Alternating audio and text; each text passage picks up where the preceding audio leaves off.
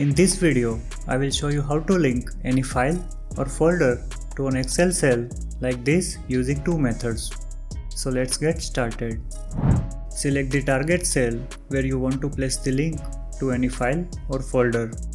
Now right click and select the link option to open the Insert Hyperlink dialog box.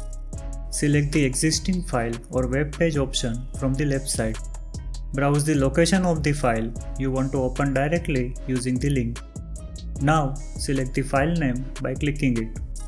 Enter the text you want to display as the link in the text to display text box instead of the file path. This could be different from the name of the file. Click the OK button to close the dialog box. As you can see, the link to the file has been created in the cell. Now, whenever you click the link, the file will be opened directly from Excel. We can also directly open any folder or directory using a link instead of a file.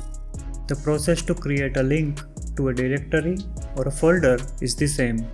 Open the Insert Hyperlink dialog box. Browse the folder, give it a nice and easy to read name and click the OK button to create a link. Clicking the link now will open the folder directly from Excel. This method is useful only when we want to create a few links. For example, in this Excel sheet, I have some file and folder paths. Manually creating links for all of them one by one will take too much time. In such cases, we can use the Excel hyperlink function. To use that, enter an equal sign in the target cell to start the formula. Now type hyperlink followed by an opening bracket. Select the cell containing the file or folder path as the link location argument. I am going to enter link as the name of the link argument. Enter the closing bracket and hit the enter key to complete the formula.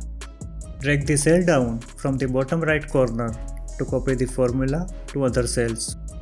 As you can see, we can now click on any of the links to open the file or folder directly from Excel.